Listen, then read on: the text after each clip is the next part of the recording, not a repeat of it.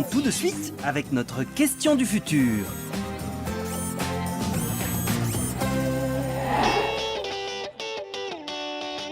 Des tablettes au lieu des ardoises, des tableaux interactifs et même des classes virtuelles, les nouvelles technologies se répandent de plus en plus à l'école, partout en Europe. Mais le numérique dans les classes fait débat. Ces détracteurs s'inquiètent de l'impact des écrans sur la santé et sur les résultats des élèves. Alors comment le numérique transforme-t-il la pédagogie? L'ordinateur va-t-il remplacer complètement les livres? Futur Mag vous emmène sur les bancs des classes de demain pour voir si l'école numérique est une bonne ou une mauvaise élève.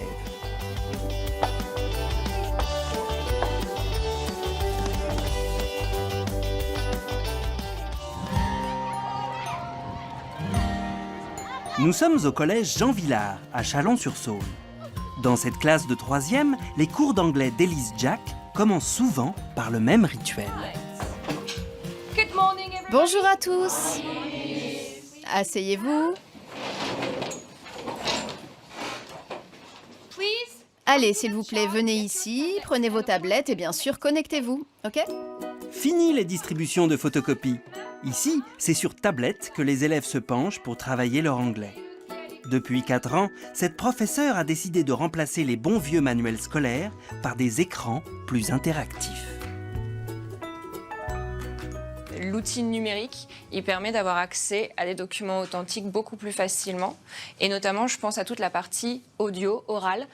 Donc effectivement, avec un papier, c'est pas possible. Et pour être dans l'actualité, dans quelque chose d'extrêmement réactif, l'outil numérique, il s'impose de soi. Comme beaucoup d'autres professeurs, Elise Jack a décidé d'adopter le numérique pour sensibiliser ces générations nées avec Internet à une bonne utilisation du web. Et pas question pour les élèves de surfer sur les réseaux sociaux. Ils n'y ont pas accès. Ils peuvent juste consulter les 4 pages sélectionnées par leur professeur. Et vous allez devoir travailler, collecter des informations sur les 4 sites internet que je vous ai présélectionnés. Vous le savez, il est très important de faire attention à ces sources. D'abord, lorsque vous collectez des informations sur un site, il vous faut les citer, ces sources. Le cours d'aujourd'hui repose sur les élections présidentielles aux États-Unis. Les élèves doivent faire des recherches sur le nouveau président. Par exemple, moi, quand je faisais un exposé avant, j'allais sur Wikipédia, copier, coller, voilà. Tout le monde connaît. Mais maintenant, on est plus regardant sur la manière dont on fait les choses. On va plus prendre les informations, les rédiger, puis noter les sources après.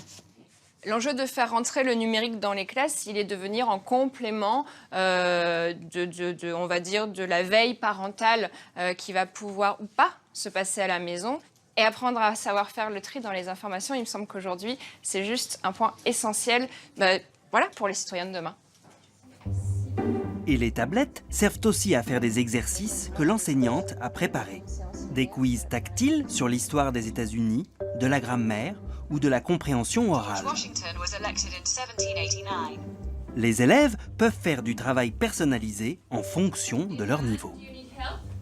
Certains travaillent sur des bases audio, pendant que d'autres vont plutôt s'exprimer à l'écrit. Pendant ce laps de temps, chaque élève peut travailler sur ce qu'il doit effectivement travailler, les choses sur lesquelles il doit progresser. À en juger par le silence de la classe, ils ont l'air complètement absorbés par leur travail. Chut. On est plus dans notre bulle, on est plus se concentrer sur notre exercice. Donc pour moi, c'est toujours mieux qu'un exercice basique sur la feuille. C'est plus fun, c'est plus ludique, puis la prof, elle peut nous suivre à tous les moments, donc c'est aussi plus rassurant de l'avoir plus proche. En effet, depuis son ordinateur, Miss Jack, la professeure d'anglais, surveille en temps réel ce que fait chacun des élèves sur sa tablette. Elle peut ainsi donner des conseils personnalisés sans même bouger de sa chaise. Alright, Gabriel, please. Allez, Gabriel, s'il te plaît, regarde. Ici, la question est « Quelle chose importante a réalisé Abraham Lincoln ?» Abraham Lincoln a aboli l'esclavage. Ne te trompe pas sur la